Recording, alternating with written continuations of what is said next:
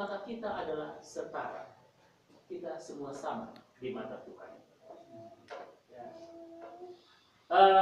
Saya cukup berbangga tadi waktu masuk melihat 4 anak-anak sedang bernyanyi di sini. Ya. Bagi saya itu satu hal yang sangat luar biasa. Ya. Terima kasih, puji Tuhan untuk itu. Pada waktu tadi membaca bacaan sekolah sahabat, Ibu Aib, ya, saya sangat terharu, ya, oleh karena ibu ini berusaha untuk membaca, dan dia membaca firman Tuhan. Ya. Saya berdoa sama Tuhan di situ. Saya bilang, Tuhan, saya adalah orang yang sombong. Oleh karena saya mampu membaca. Tapi saya melihat ibu ini berusaha untuk membaca.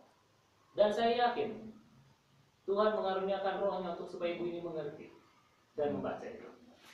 Saya bilang terima kasih oleh karena kesempatan boleh berada di pengalengan ini untuk melihat ini semua. Ya. Kami tidak pernah melihat ini di kampus kami. Karena semua mahasiswa yang datang ke kampus kami semuanya sudah tahu membaca. Ada satu pengalaman yang ingin sampaikan soal membaca ini, Ibu Aib, dan kepada kita semua. Ada satu keluarga dari suku Baduy yang datang ke kampus Unai. Keluarga ini, bapak ini tidak pernah tahu membaca. Pada waktu dia berada di kampus Unai, bekerja di greenhouse Unai, kami memberikan kepadanya Alkitab. Lalu, ini cerita pengalaman dia. Untuk apa saya mendapatkan Alkitab? Saya tidak tahu membaca Alkitab. Tetapi kemudian bapak ini berdoa kepada Tuhan supaya Tuhan mengaruniakan kepadanya kemampuan untuk membaca, karena dia mau membaca Alkitab dan pelajaran sekolah sahabat. Enggak sampai 1 bulan saya harus kasih tahu, bapak ini tahu membaca. Tahu membaca. Bapak itu masih hidup, masih bekerja, berada dekat kampus kita. Bagi bapak-bapak dosen ada, yaitu Bapak Satra. Ya. Dari tidak tahu membaca, tetapi oleh karena kerinduannya untuk membaca firman Tuhan, Satra, karena kemampuannya untuk membaca firman Tuhan, kasih kemampuan itu. Dan sekarang anaknya, kalau saya tidak salah, akan diwisuda, ya, tahun ini. Dari tidak tahu apa-apa, anaknya akan diwisuda tahun ini. Puji Tuhan untuk itu. Dan saya berdoa kiranya Tuhan memberkati saudara-saudara yang ada di pengalengan ini. Bukan soal 1-2 orang yang hadir, Pak Santoso, tetapi yang Tuhan lihat adalah bagaimana jiwa yang sungguh-sungguh untuk datang kepadanya. Itu sebabnya saudara-saudaraku yang kekasih di dalam Tuhan, apapun yang kita lihat, apapun yang kita alami, masalah apapun yang kita hadapi, saya ingin mengatakan sekali lagi, jangan pernah tinggalkan kebenaran ini. Jangan pernah tinggalkan kebenaran ini. Khotbah pada siang hari ini saya akan coba bahas secara singkat tentang 3 orang yang bertemu dengan Yesus. Dan ketiga orang ini, faktor penentu dalam bertemu dengan Yesus adalah salib. Ada orang yang memikul salib, ada orang yang mati di salib, dan ada orang yang memaku Yesus di salib itu. Orang yang pertama adalah seorang pengusaha. Dia berasal dari Afrika yang sedang melakukan usaha ke daerah Palestina kalau saya bisa katakan. Orang ini datang untuk berdagang. Orang ini datang untuk berusaha.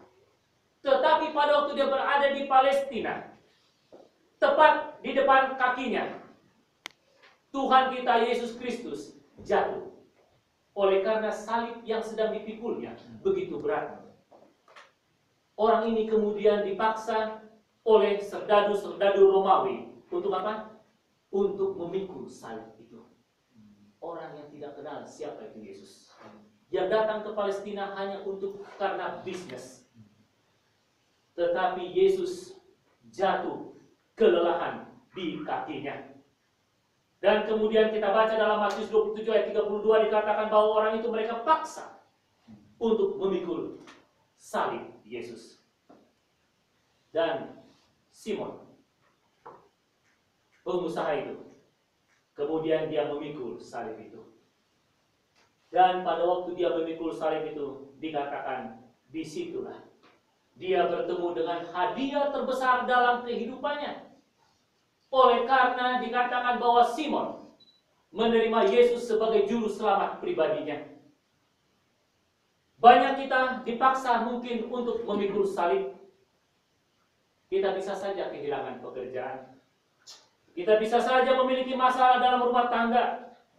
Anak-anak yang kemudian lari meninggalkan kita, atau anak-anak yang lari meninggalkan kebenaran. Sama seperti tadi yang dikatakan oleh Bapak Albert Hutapea. Sebagai anak pendeta, ya, masalah yang paling besar yang kami hadapi adalah bagaimana menjaga sebagai anak pendeta. Karena kalau kami melakukan kesalahan, bukan hanya kami, tapi orang tua kami. Ya. Ada satu ilustrasi yang mengatakan bahwa ada 2 orang anak di satu gereja yang kemudian melakukan kenakalan. Biasa anak-anak. 1 anak anggota biasa, 1 anak pendeta. Ya. Yang paling dimarahi siapa, Pak Santoso? Anak pendeta. Ya, jadi beban bagi pasti. Saudara-saudaraku kasih, Simon, si pedagang itu, di dalam kehidupannya, dia tidak pernah membayangkan akan bertemu dengan Yesus, juru selamat itu. Tetapi pada hari itu, dia bertemu dengan Yesus dan dia mengangkat salib itu. Setiap pencobaan adalah panggilan untuk berdoa. Setiap beban adalah jembatan kepada juru selamat. Setiap kesulitan adalah undangan untuk bertelut di dalam doa. Orang yang kedua yang kita pelajari adalah orang yang mati di salib itu. Anak muda ini adalah seorang Yahudi. Orang yang dibesarkan di dalam agama Yahudi.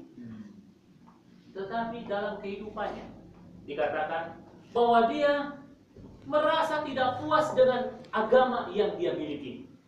Lalu orang muda ini mencoba untuk mencari kebebasan. Tetapi pada waktu dia mencoba mencari kebebasan, hanya kehampaan yang dia dapati. Dan dikatakan bahwa kemudian dia mencari kebahagiaan dirinya itu untuk hidup di tempat-tempat yang salah. Anak muda ini, seorang Yahudi, kemudian dia dihukum oleh karena kesalahan yang dia telah lakukan. Dan dia berada di salib sebelah kanan Yesus Kristus. Orang muda ini saya yakin sudah pernah mendengar tentang Yesus. Dia tahu apa yang Yesus telah lakukan. Tetapi karena sikapnya yang tidak mau melihat tentang agama ini, membawa dia untuk berkompromi dengan kejahatan. Berkompromi untuk melawan hukum Tuhan. Dan dia tertangkap. Ketika dia disalibkan, darah mengalir dari tangannya, darah mengalir dari kakinya. Orang muda ini menyadari bahwa kehidupannya tidak akan lama lagi. Dan kemudian dia melihat Yesus Kristus yang juga disalibkan di situ.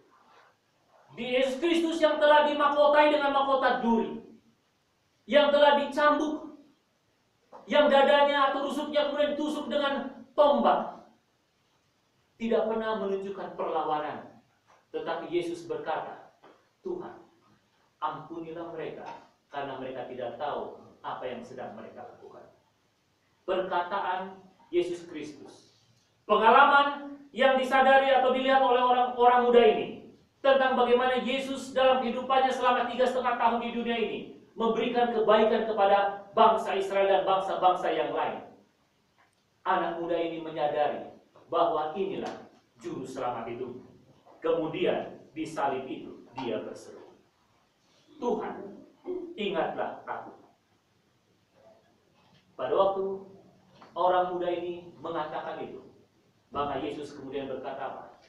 Hai orang muda, pada hari ini engkau ada bersama-sama dengan aku di Firdaus. Inilah orang yang kedua yang bertemu dengan Yesus di salib. Orang yang ketiga yang bertemu di salib itu adalah media yang memaku Yesus ke salib. Dia adalah Laskar Roma yang memiliki kehidupan yang begitu keras sebagai seorang tentara. Yang dikatakan bahwa orang-orang Roma, tentara-tentara Roma ini adalah tentara-tentara orang-orang yang tidak punya perasaan, tidak punya belas kasihan. Dan mungkin bagi beberapa kita mungkin pernah melihat atau menonton satu film yang disebut dengan The Passion of Christ. Lihat siapa yang memalukan paku ke tangan Yesus. Dia tidak memiliki satu raut wajah yang berbelas kasihan.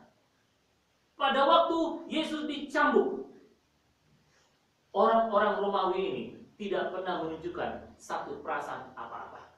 Mereka memalu Yesus, mereka mencambuk Yesus, ya, menganggap Yesus sebagai seorang makhluk yang tidak memiliki arti apa-apa.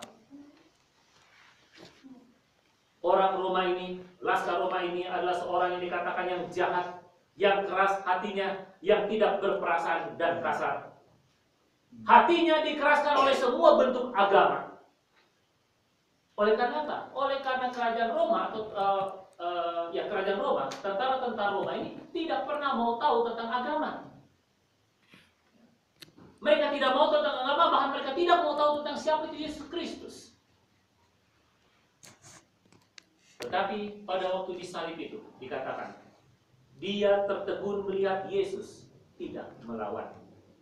Yesus menyerahkan dirinya dipaku dan disalibkan. Dan Laskar Roma ini mendengar Yesus berkata, Bapa, ampunilah mereka. Sikap Yesus ini telah membuat musuh-musuhnya dan termasuk Laskar Roma ini berkata, benarlah ini anak Tuhan.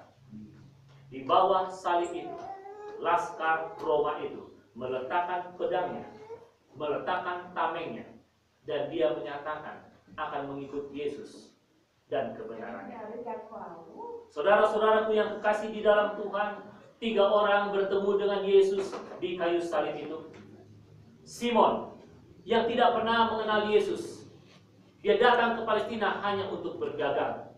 Tetapi pada hari itu, di depannya, Yesus Juru Selamat itu tersungkur. Orang muda ini, orang yang sudah belajar firman Tuhan dari kecil. Seorang anak Yahudi, kita tahu kalau Yahudi ini kalau soal beragama, wah luar biasa disiplinnya. Ya, saya pernah berkesempatan untuk berkunjung ke Israel.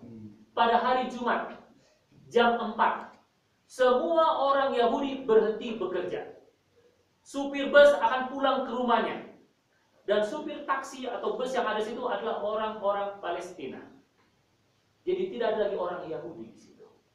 Jam 4 sore hari Jumat, semua orang Yahudi sudah pulang ke rumah mereka untuk mempersiapkan diri menyambut hari Sabat. Bahkan di hotel di mana kami tinggal, ada satu lift di tengah-tengah yang disebut dengan lift Sabat. Itu lift tidak lagi dipencet-pencet. Lift itu akan berjalan naik turun dan berhenti secara otomatis di setiap lantai daripada hotel itu. Oleh karena bagi orang Yahudi, memencet nomor 1, 3, 5 adalah pekerjaan dan itu tidak boleh. Ya. Ini yang terjadi. Kita melihat bagaimana Perdana Menteri Israel pada waktu dia berkunjung ke Mesir untuk acara pemakaman dari Presiden Mesir yang meninggalkan Anwar Sadat, Menahem Begin. Dia tinggal di hotel yang tidak lebih dari 2 km dari pemakaman atau kuburan. Oleh karena bagi orang Israel, bagi orang Yahudi, berjalan lebih dari 2 km itu adalah dosa. Dan orang muda ini yang dilahirkan di dalam keluarga Yahudi, dia tahu apa kebenaran itu. Tetapi biasa seperti orang muda, dia tidak puas. Dia mencari kebebasannya sendiri. Dan dia pasti salah langkah. Pada waktu kita umat-umat Tuhan berjalan dengan hati nurani kita, dengan kemauan kita, ingatlah kita akan selalu jauh daripada salib itu. Dan orang muda ini membuktikannya. Tetapi kasih karunia Tuhan telah ditunjukkan kepada orang muda ini pada waktu menit-menit terakhir daripada kehidupannya. Dia di samping daripada Yesus Kristus, Juru Selamat itu, yang dia sudah tahu tetapi dia tidak mau tahu.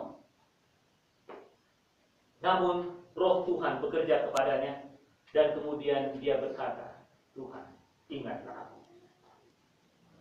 Laskar Roma yang menjadi penjajah daripada bangsa Yahudi pada waktu itu, mereka mengetahui bahwa agama yang dianut oleh bangsa Yahudi adalah agama yang benar. Dan mereka juga mengetahui mendengar daripada kitab suci bahwa akan lahir seorang juru selamat. Mereka tahu itu. Tetapi oleh karena mereka mengeraskan hati mereka, mereka tidak mau tahu tentang keselamatan itu. Tapi di salib itu, pada waktu Yesus berkata, Tuhan atau Bapa, ampunilah mereka. Laskar Roma ini akhirnya meletakkan pedang itu dan dia mengikut Yesus. Saudara-saudaraku yang kekasih di dalam Tuhan kita Yesus Kristus, di manakah kita? Di kelompok manakah kita? Saya yakin percaya pada saat ini kita sudah berkata bahwa kita berada di dalam kelompok Tuhan. Pada waktu awal, di manakah kita? Ya. Latar belakang kita bagaimana? Tetapi puji dan syukur kepada Tuhan oleh karena salib itu. Salib yang kita lihat, salib yang kita pegang, salib yang kita pikul telah membawa kita kepada keselamatan.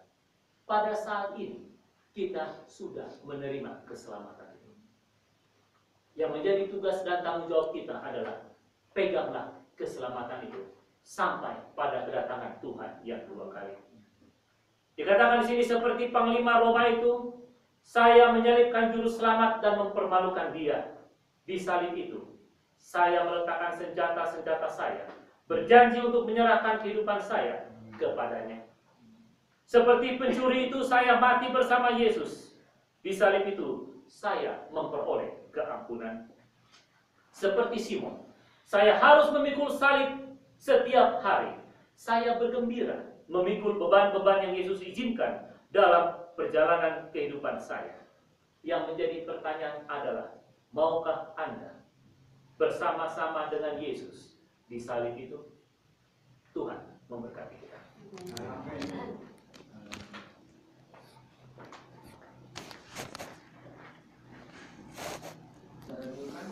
Dalam bidang mana kita untuk